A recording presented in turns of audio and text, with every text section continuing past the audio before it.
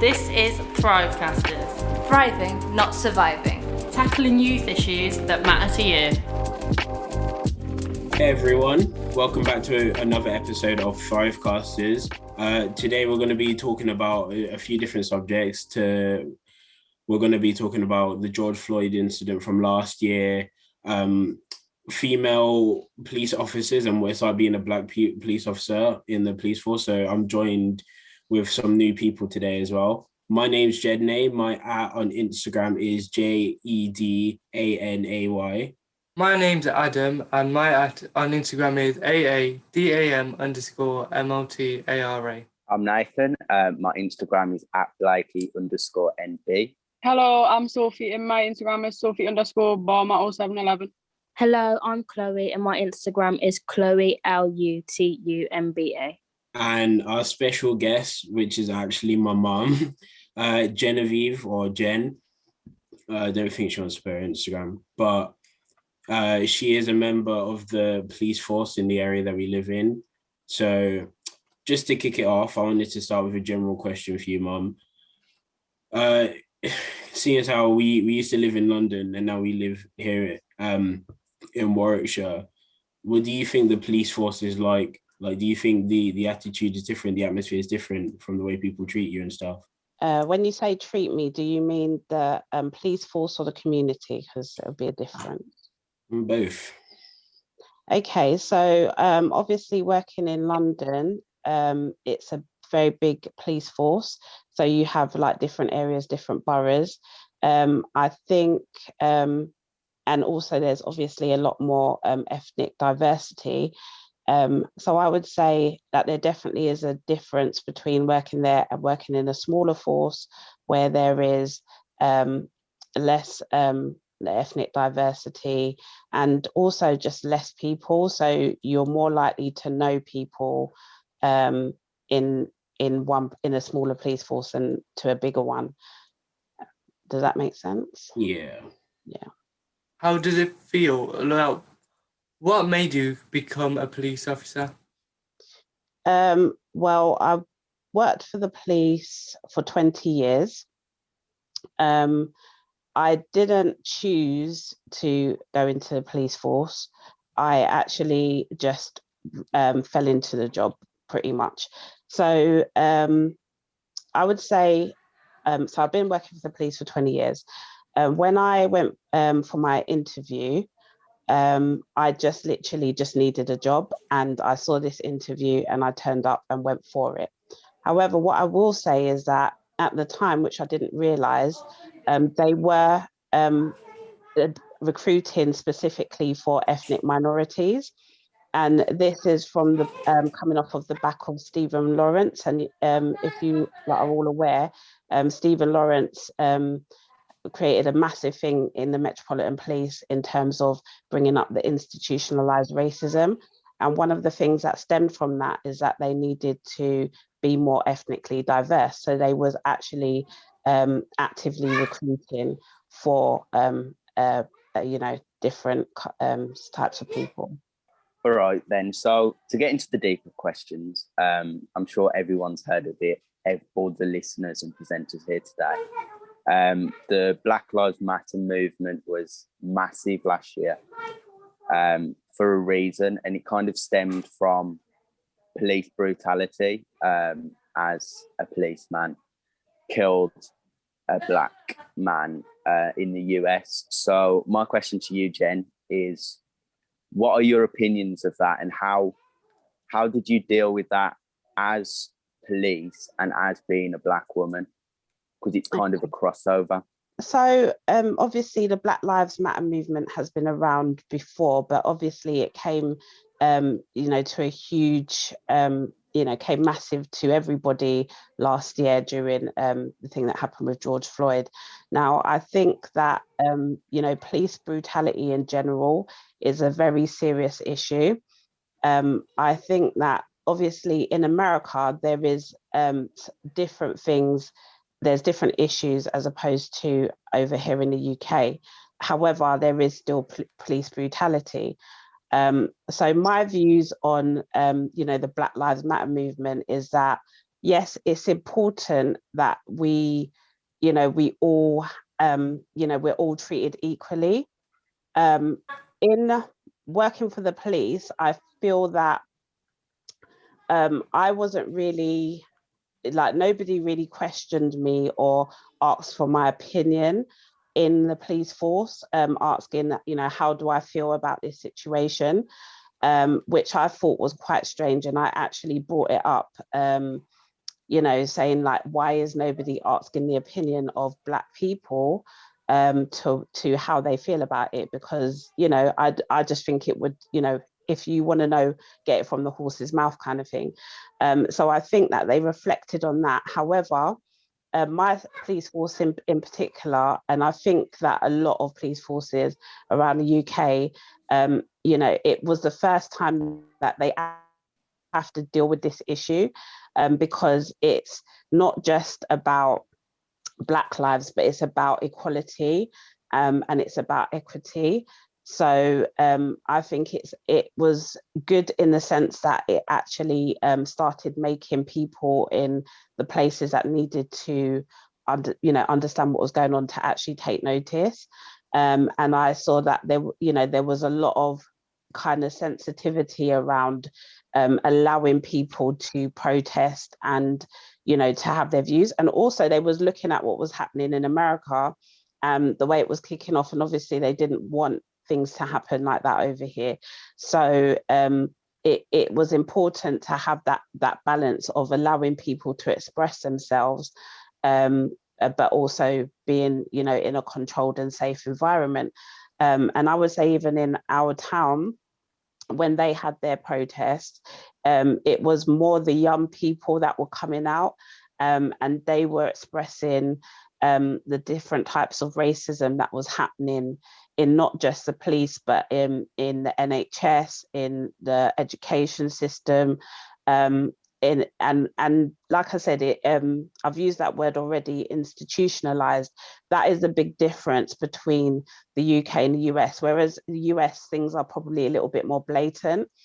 In the UK, especially working within the police force, there is that institutionalized racism.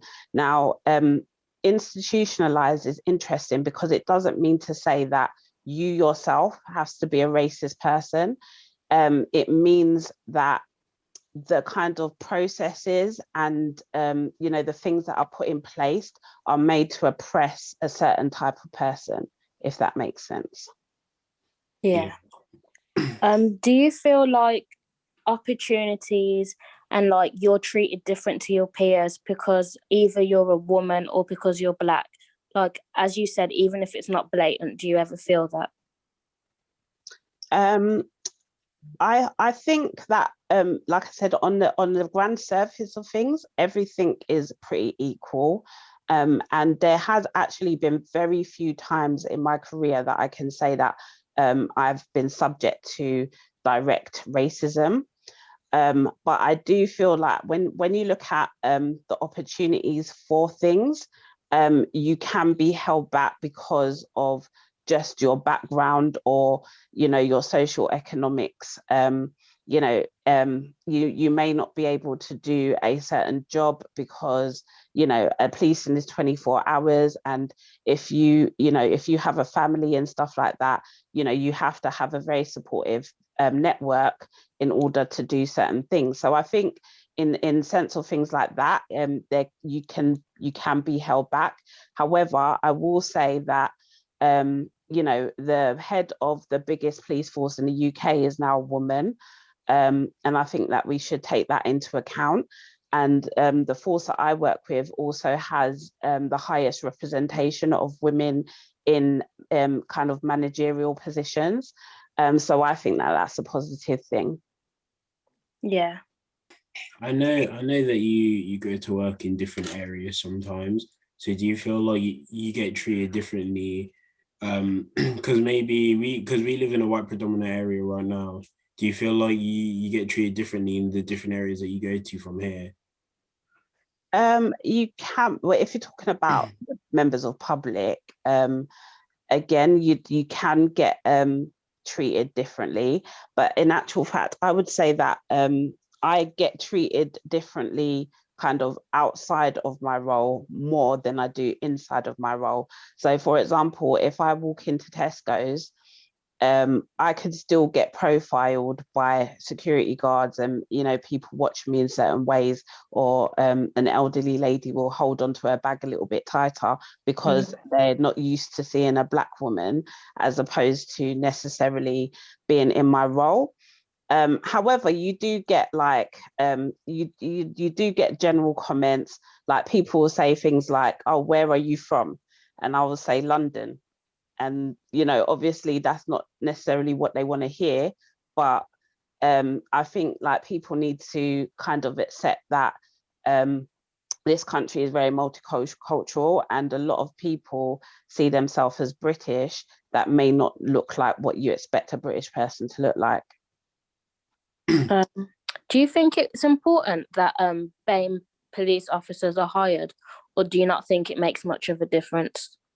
100%, I think it is very important that officers should reflect their community. So I don't necessarily think that, you need to have like 50% BAME or 60, 70% BAME. I don't really like that word BAME, but we'll go with it at the moment. But I do think that it is very important to reflect your community. So if you have a community that is, predominantly Asian or predominantly Polish, then I do think it's very important that the people that are keeping that community safe, understand their cultures, because as much as we want to learn about other people's cultures, we're just not going to get it unless we was inbred with it. And that's why sometimes I think it's kind of funny that they want to mix.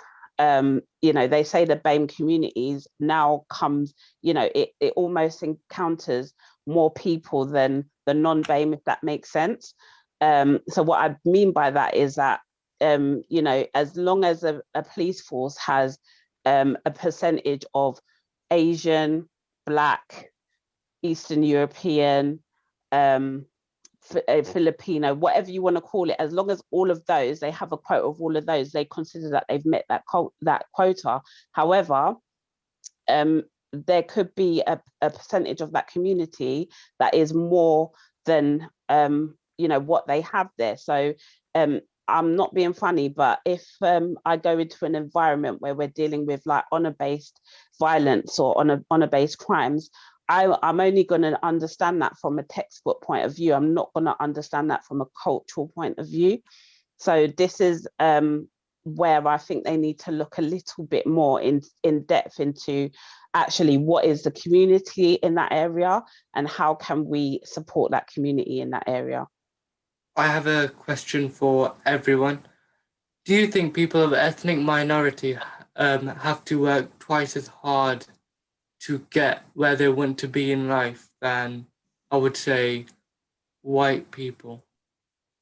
I honestly do believe that is a thing, because I see, it's not just me and my job, but I see I have friends that are teachers, I have friends that are doctors, I have friends that are, work in all different types of areas, and it just feels like you do have to do a lot more, but also that comes from migration into this country. If you're first, second, third even generation of a migrant in this country, you're not going to be as settled in terms of things that you can access, having things like even just property, like home, like where you live, if there's established businesses and things in that in where you are.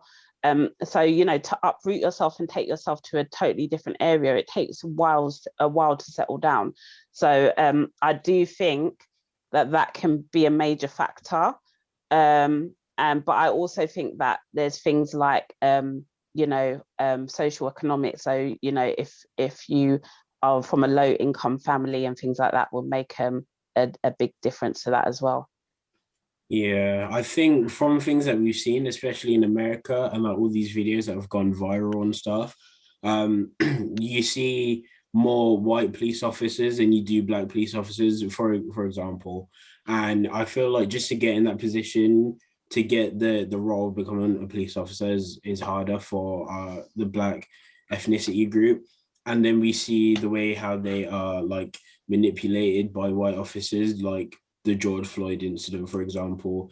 So I feel like in different areas, it is more difficult for certain minority groups to get jobs, like like police officers, especially because like the public highly relies on the police force. But like we like Sophie's new here, so and she's from Newcastle, but I don't really know what the police force is like there. So I don't know if you have any experiences with it, but can you tell us a bit about it?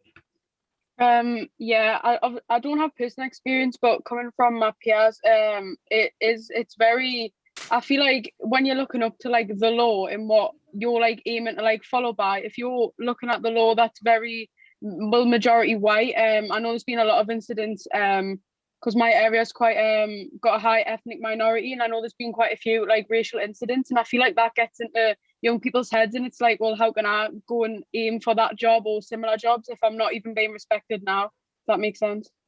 Can I just say before you go on to that, yeah, that's very important as well in terms of how you actually get into the police force, because it is totally different now. I told you my story that I just literally I applied for a job and walked into it.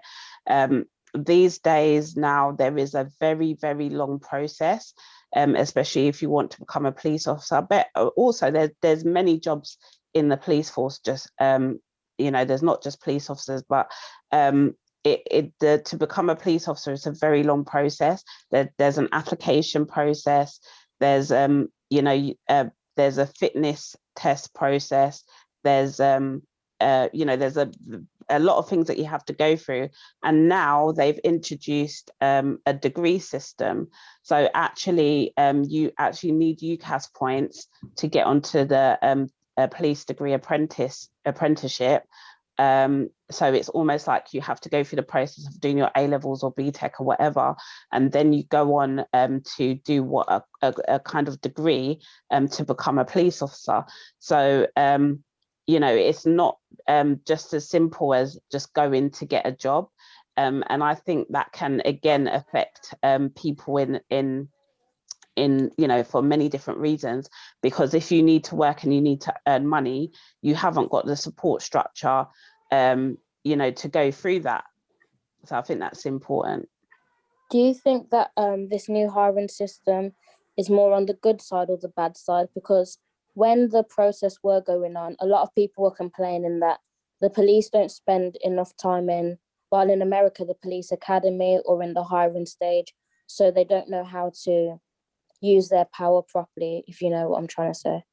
Okay, so I think that maybe like I said, me being in the police for 20 years, there was an element of in the last 10 years or so, or maybe even a little bit longer, where officers were coming in and they weren't necessarily getting good training, not good training, but, you know, training in opposed to having to deal with, you know, like I said, certain communities and things like that. So I think that one of the things about bringing in the degree process was to have like less of a kind of police force and have you know, a police service, which is what we are going into now, or what we have gone into. So it's more of using your skills to deal with the community as opposed to dealing with brute force, if that makes sense. I think that's kind of the process of how they want to go. I think there could be good and bad about that, because I think that there are things about old policing styles that could be very useful to us, but I do think that definitely mindsets need to change, and maybe it may bring on a different type of person to come into the police force, whereas it just being somebody that was just about, you know, having that mindset of, you know, being quite like, you know, like a scary kind of entity that people can't engage with. They may be coming from a different perspective, and the police can engage more in the community. They can, you know, police the community better. Yeah, as you know, there was a Reading stabbing last month. I think there should have been a harsher sentence for the people involved in the killing Of what? of Oliver Stevens.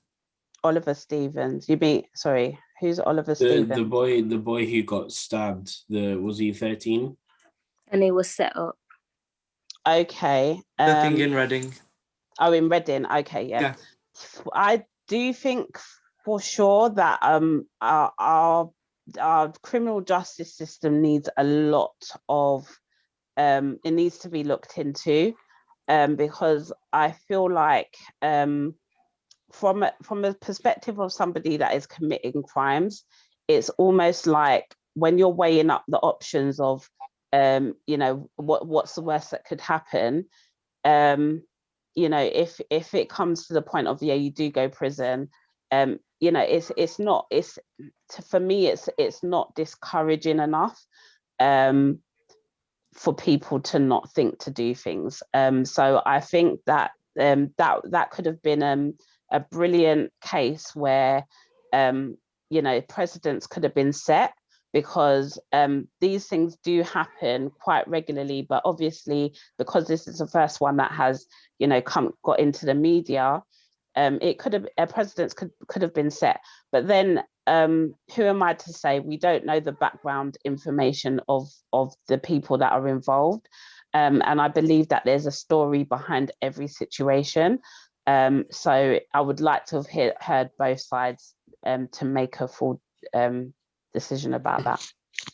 I just wanted to throw something out there for all of us, because we haven't really talked about that much about what it's like being a woman in the police force. So as we all know, or generally speaking, it's easier for men to like get jobs than it is for women.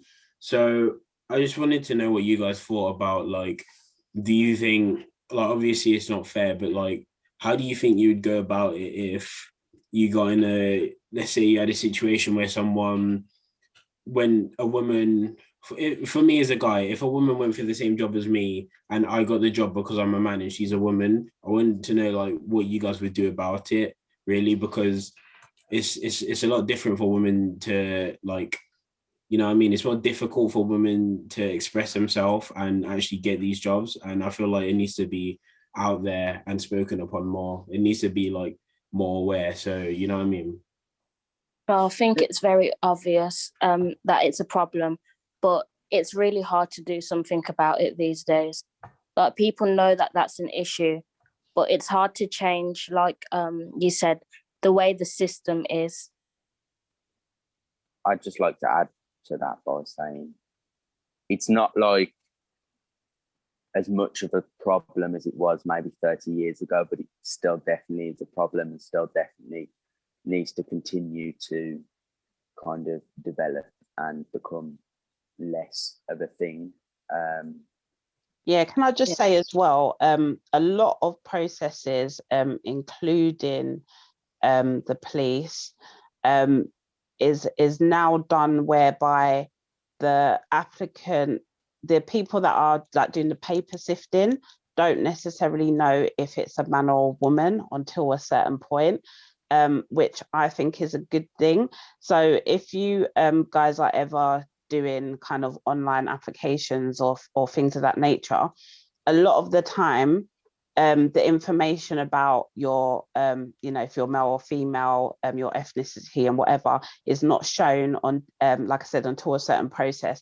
So the only way that the person could determine is if you sent an email and you had your name as an email and it was clear that you was a male or a female.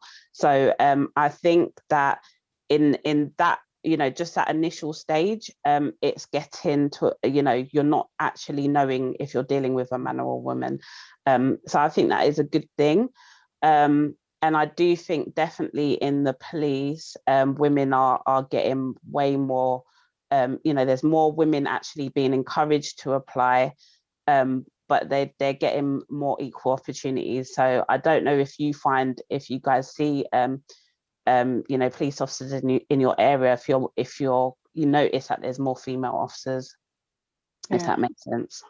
So, like you said earlier, you've been working in the police force for 20 years now. So, like, given that times have changed and all, do you reckon that it would be a lot more difficult to get to become part of the police force today than it was back then? Because back then you said that you only got the job because you was only looking for a job. So do you think it would be more difficult to get the job these days because of everything that's going on as well? Oh yeah, for sure. It is. I know people that know a lot about policing or have, like, I don't know if you guys know what a special is, but a special is somebody that is a voluntary police officer. So they can actually still have their normal job, but volunteer like 16 hours a week to do policing. So I know people that have been specials and still failed the policing test, and you'd think, well, they're actually already a police officer, but there's clearly it's clearly a lot harder. Not necessarily like you have to know a lot of things, but there's a lot of like psychological tests that they do, so they're obviously looking for a certain type of person. What do you think about many people think police officers walking around in like shopping centres and communities are pointless, and that they should be doing something else? What's your opinion on that? Okay, so that's a very interesting question. I think it is important for police to be seen in the community, because just as a deterrent, or knowing that they're there if anything goes on. But one thing that may be interesting to know is that actually, that, like I said, there's various different departments of policing. So you'd have your normal patrol officers, which would be the officers that would respond to incidents, but you call 999 and those are the ones that turn up. But you also have officers that work in the safer neighborhoods community.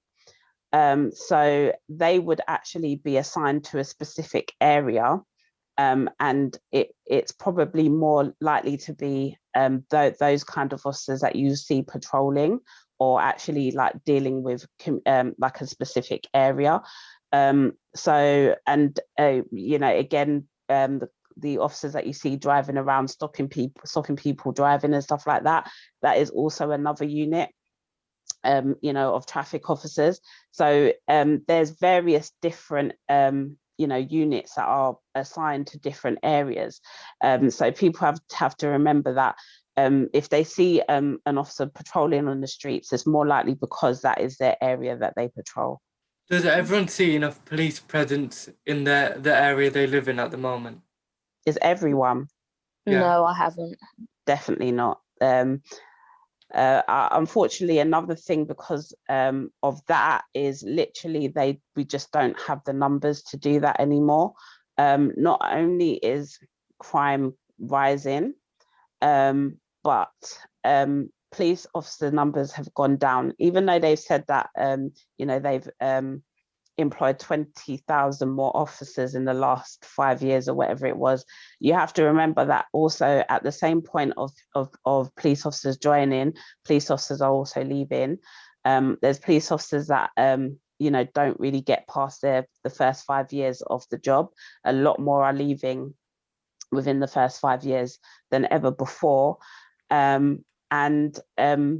Because of cuts to policing, which is happening for in every public service, including the NHS and fire service and all of that, you just don't have the numbers that you used to have. So I very much doubt if a lot of areas are actually just going to get police officers actually being seen. They're literally just bombing from one thing to another. The phrase "F the police" has been kind of commercialized globally for generations, and it's become more of a common view in people. And that stems from that more common view stems from police brutality and errors within the police force. So I just wanted to ask everyone what their views on the police force were as a whole, starting with Adam. To me, like, the police are there for a reason, to enforce the law, but there are some police officers which overuse their power to certain points. For example, the George Floyd incident and the Breonna Taylor incident. Along with this, we need to build a stronger relationship with our local police officers, just so we know who they are and how they act. So if, for example, if you know they're overusing their power, you could report them. I feel like in our areas, we need to have better connection with our police force, because at the end of the day, they are there for our protection. It is customer service, but they are there for our protection. And I feel like this whole judgmental thing that we've been going on about like it's more difficult for certain minority groups or even females to like not only get jobs but like be treated in a way that they should be treated. So I feel like all these connections, they need to be stronger, and like, so we need to have more trust in the police. So I feel like the more connection we have with them, the more we'll trust them, and then stuff in the area like crime rates could go down, but I don't know. I think the police brutality you were saying has tarnished a lot of the police's representation. Like, before starting this, I asked my friends, what do you think about the police? And a lot of them said negative things, because nobody really looks at the positive you're doing anymore. The society we live in, we're going to look more at the negative than the positive. So phrases like that get thrown around more these days.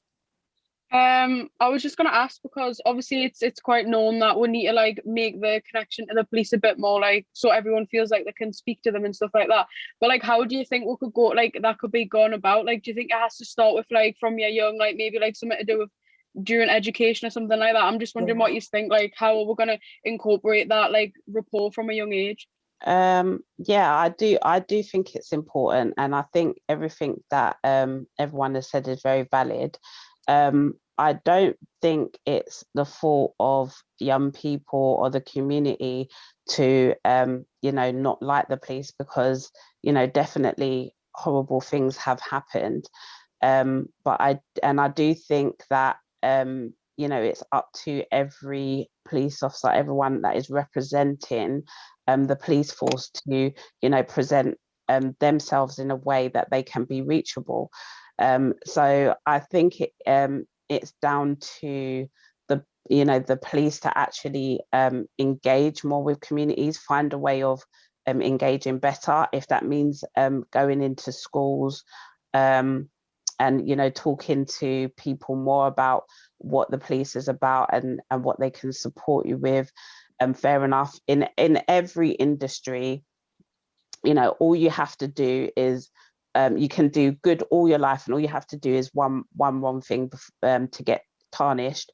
But it's the gravity is more severe when it involves harming or even killing someone. Do you know what I mean? So I just think that if there was kind of like more of it in depth in what really happens, as opposed to many police officers are actually medically trained as well.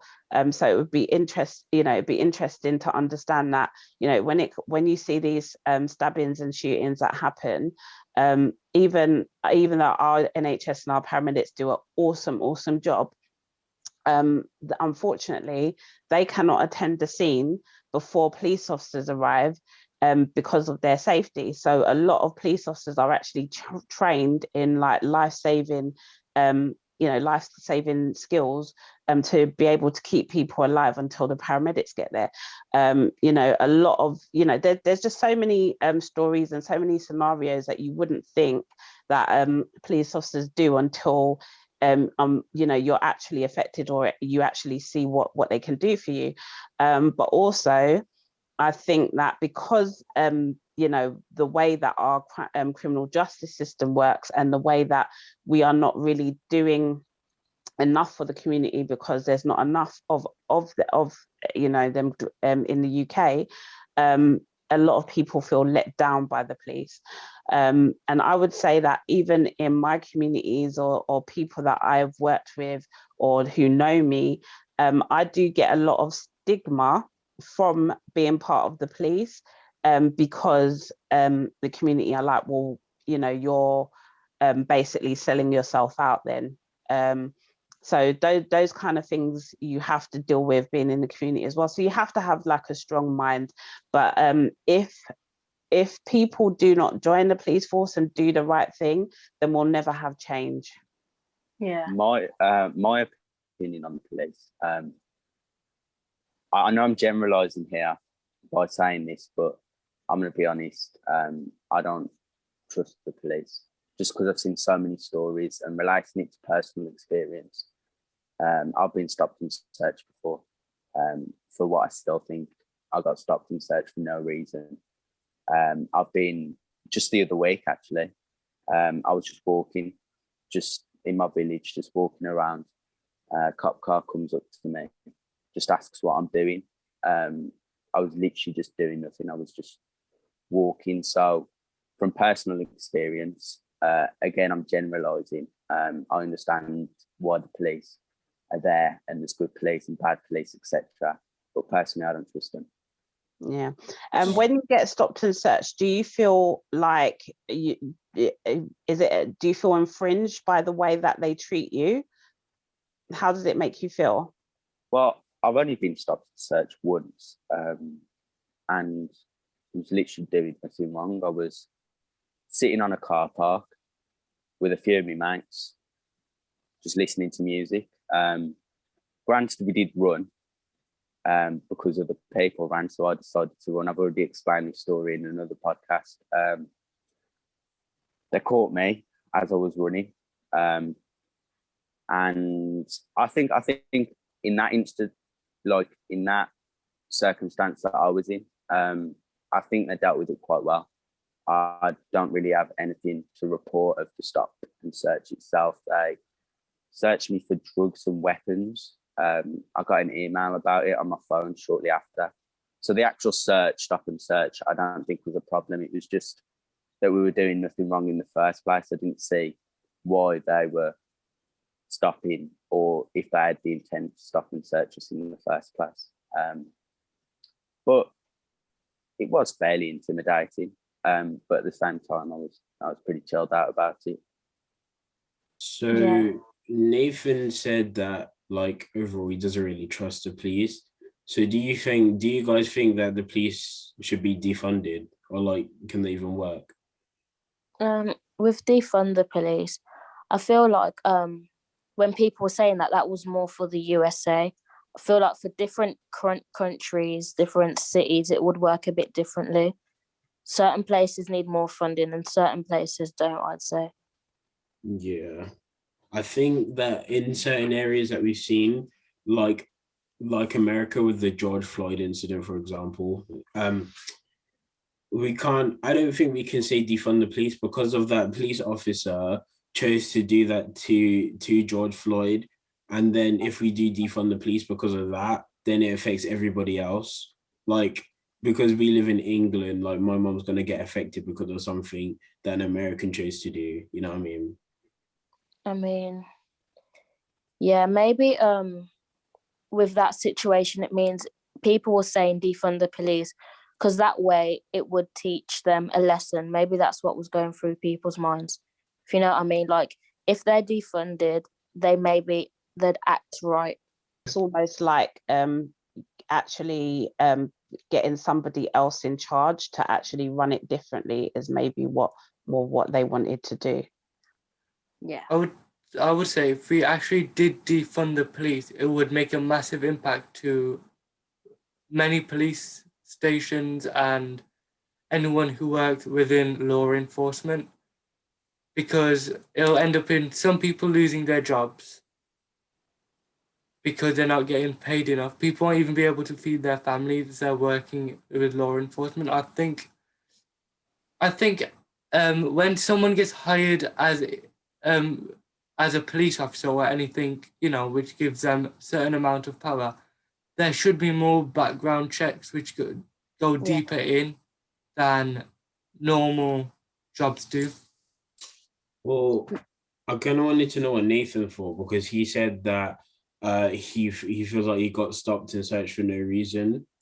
So, like, do you think they should be defunded because of stuff like this? No, I don't think they need to be defunded. I think that I understand why the police are there, and I understand that generally they do a good job and they have done good jobs in the past. It's just not seen in the media. The negative points are more so. Definitely not defund them at all. Maybe change the system so it's more fair, from changing kind of the criminal justice system to just the ways, like the procedures they go through. I think it's just about improvement rather than defunding them as such. So you saying promote all the good stuff that they do online, because most of the stuff we see nowadays, all the negative stuff that they do. I mean, yeah, you got to have a balance, haven't you? Yeah. Obviously, it is good reporting on the bad things, but then you've got to report on the good things as well. It's kind of that balance, so they're not just seen as, well, bad, like a bad organisation, if you will. I think if people want things to change, it's got to come from, remember, an individual police officer is literally just told what to do. They're told to enforce the law. They have to do a job. So it goes, a little bit higher, and even maybe going into like government, like the Home Secretary is the person that's in charge of the police, and things like that. But I think one of the things that maybe would be important to understand, for example, if I don't know if this happened, but I would just assume, so somebody like George Floyd, when the officers are going to deal with this person, there's somebody in the background pulling up all the information on a person. So if you've got a history of violence or having problems with the police in the past or anything like that, that police officer will be told all of that before they come to deal with you. So that is going to have an impact on how they treat you. So it's just, I'm not saying that people have to act a certain way because that's what police officers are going to do, but it's just to be mindful. So if you put yourself in the shoes of that officer, and they're going towards somebody who is known to be a violent person, how are you going to react to it? Do you know what I mean? And unfortunately, a lot of the times they're just going to come hostile first because that's what they expect that person to be like. Would you agree that police need better people skills then? Because there were times where the police would come into school and people would just feel annoyed with the way they were speaking to us. And maybe that could help the community trust them as a whole. Yeah, I mean, you guys are talking about defunding the police.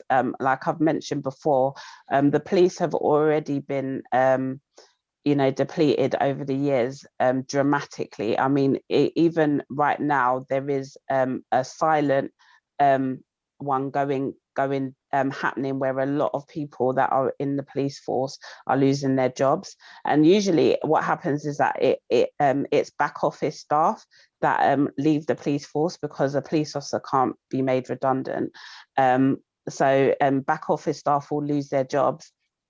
And what it actually means is that police officers now have to backfill those back office roles, so there's not enough to deal with on the street. And if you speak to anybody in any kind of industry, especially when it's dealing with people, social workers, teachers, whatever, they'll always tell you how stressed out they are with their jobs. So when you're dealing with like one thing to another, like within an hour, you could get possibly 4 or 5 emergencies depending on what's happened.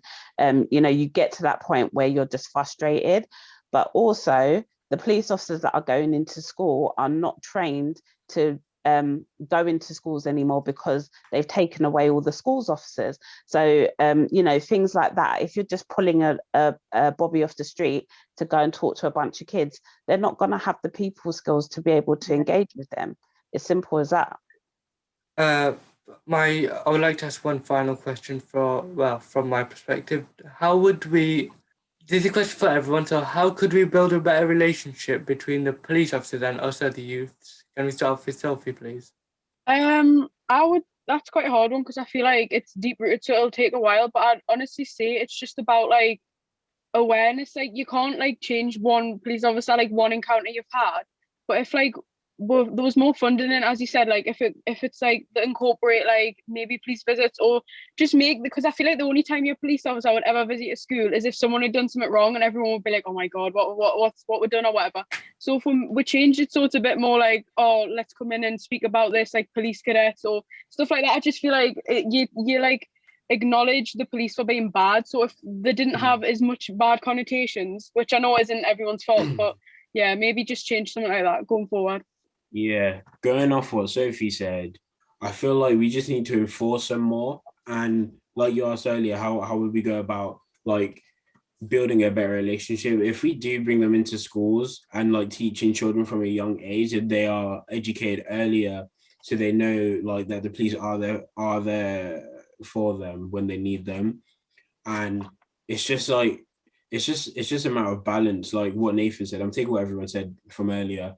We need to promote them more, and make it known that like although there are bad things that happen, which like they need to be known about. So we need to be wary of stuff that police can do, because some police can like overuse their power. It has to be known that there are for the most part they're there for you and they're here for you. They need to their job is to look after you and protect you at the end of the day. So I feel like enforcing it more and making it more public and known and promoting it is the best thing for it to build a better relationship. And then after that, seeing more police on the streets and stuff, it makes us feel safe as citizens if we're just like walking around and we see a police officer there, I'll say going from Sophie's point, at my school we have actually had police come in, some ex-police actually, mainly. There was one that was in a wheelchair. He had a really bad accident,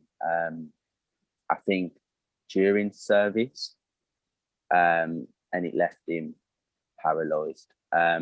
We had another one, his name was PC Dave. He dealt it really, he kind of put a positive spin on the police. He was really good. He was ethnic minority. He was really good at speaking to us and educating us. But I know that doesn't happen at all schools, and it's about teaching the youth about the police, their role, and how they should, if they get stopped and searched, how they should act, and then also explain to them how the police are going to act, if obviously the police are doing what they're meant to do. So it's both parts really. I think that the police need to relate to the youth and educate the youth, but then the youth need to respond to that by doing what they're meant to do. And then it's more kind of, it's a better procedure, it's an easier kind of process. Mom, do you have any final thoughts on like what a better relationship between the police and young people look like? I just think that if you are not getting the engagement that you think you should be getting with the police, then go to them and ask them, get in touch with your local safer neighbourhoods team, or if you're still lucky enough to have a schools officer, or go to your school or education department and ask them that, you know, you want to have more engagement. I think that would be a positive way to kind of, you know, start building up the rapport, because it's almost like you're letting yourself be known to them before they have to, you know, engage with you, which I think is important. But I would like to ask all of you guys a question. Would you guys consider being a police officer? Has it ever crossed your mind, or you know, doing something towards policing? And why not? Mostly because I already know the career I want, but as well, I know it's bad because of the stigma, like you said previously as well. Okay. I feel like if I did try to be a police officer, I could potentially make an impact, because me being someone of a specific minority group, obviously that means that there are challenges for me within the police force, which also means that there's opportunities for me to change things. So I think bringing a good light to it, that's a good thing that can happen for me if I do become a police officer. Well, my future job I want is, well, as I said in the latest podcast, is a social worker. So I think there would be some involvement within the police because of like what people have gone through with, like, you know, at home. So I think there is a link to mine and police. I would just say no, just because of the fact that I don't think it's a career I like really thought about. Because like when I think of like police officer, I think of like a white tall man, like, you know what I mean? Like I feel like there's one criteria that you just kind of associate with it, and I never put myself into that, so not really, to be honest. Not recently, actually, a couple of years ago, I wanted to kind of do something with military police, so it's kind of linked. It's just not kind of in public, if you like. The like stigma on the police and what the police are seen as to all sorts of people, that really doesn't bother me. Like, I'd rather, like, I know this is going to sound weird, but I'd rather people hate me. Like, I like that challenge of people not liking me. You know what I mean? I kind of like that challenge, but I don't think I would go into the police, just because it's not something that I'm interested in, more so than anything else. We've had some great conversations today. I'd like to thank everyone here for joining us, even the new people, Sophie and Chloe. And a big thank you to Jen for her time. We have to carry the conversations on in our socials. On Instagram, it's onpointwm, and this will be on Instagram, YouTube, Spotify. So yeah, tune in next week, everyone. Thank you for watching. Bye. Don't forget to follow us on social media at onpointwm and #ThriveCasters. Join us next time for more conversations that matter to you.